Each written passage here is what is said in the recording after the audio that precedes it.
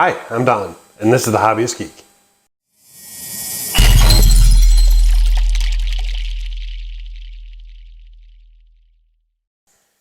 Welcome back, y'all. Today we're continuing our Metal Earth dinosaur journey with the Brachiosaurus. Now, if this is to scale with the Triceratops, this should be a very easy build, but given the size of the package, I'm guessing it's not. So why don't we bring you all in, we'll take a look at the packaging, see what comes inside. Alrighty, so here is the packaging we get for the Metal Earth Brachiosaurus. And this looks wonderful. The size of the base, I mean, it looks the same, but it's impossible to tell right now until we get it together. This is a 3-sheet model. Also says it's a 6, but the last one said it was a 6 as well. But it's only got 44 pieces, whereas the Triceratops, if I remember right, had 70 something, if I remember right. Well, not anything too surprising here. Let's see what's inside it. And here is what we have inside the package. And just like with the Triceratops, I mean, look at this beautiful paint job. This looks spectacular. It really, really does. I am really looking forward to seeing what the final product looks like. Holy crap, that looks great. And here is the base, and if I had to guess, I'd say this base is actually a little bit smaller than the Triceratops, which sadly is what I expected. Given the amount of metal that we've got here, 'tis what it is. 2 sheets of instructions, nothing too surprising. Let's get some parts out and get this thing built.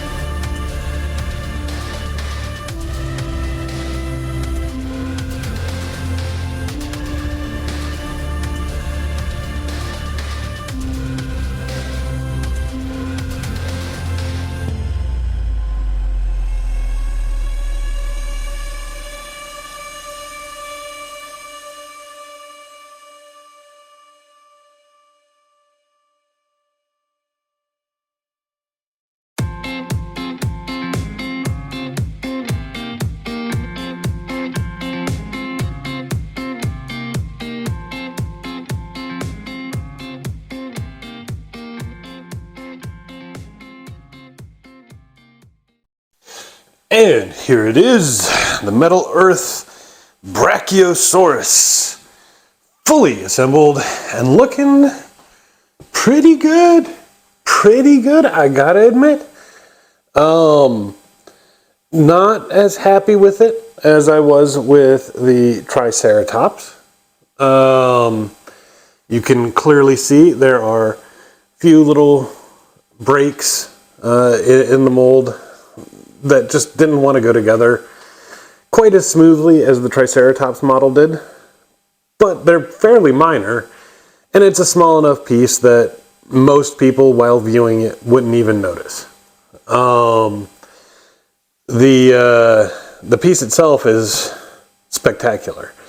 As always, the problem is with the tail, for the most part. This thing just has that same problem that the trike did, and I assume all of the rest will have as well, in that getting that tail to line up just right is an absolute pain. Let's go ahead and bring this guy in. Alright, so you can see, oh, come on, focus, focus. It's better. You can see on the head, wow. Now the focus lasted for all of about a second. Alright, well, this is not going to work out real well, but, you know, we do have the eye here, and there's a little break in the pieces where the mouth would be, which actually, these are just separate pieces, but it actually lines up pretty well. So you've got a good little mouth there. The neck, sadly, does look segmented, particularly up here towards the top in the bend, which is unfortunate. Coming in on the body, we'll try to focus one more time here. There we go. You can see the detail on the paint, which is great. The paint on this one did seem to come off a little easier. You can see a little bit here where the paint had scraped off, which is unfortunate. You do have all of this wonderful detail along the underside as well, which no one's ever going to see. And then, of course, you've got the tail, which is in 4 parts for some reason instead of just 2. I'm not sure why. But all in all, not a bad piece. I'm sure some of the imperfections are due to my skill level, but all in all, not a bad piece and a good addition to the collection. Now, as for scale, here he is next to the trike. And that looks good. When you go like this, and just kind of imagine the neck is stretched out straight. Brachiosaurus is supposed to be about 3 times the length of the Triceratops. And with this stretched out, I'm estimating it's about twice as long. So the Brachiosaurus needs to be 30% bigger for scale to really be a thing here. But it's still a nice piece. Still looks pretty decent. I'm looking forward to the rest of the models in this line. I hope you guys are too. If you enjoyed the video, please remember to like, share, and subscribe, and I will see you next time. Have a great day.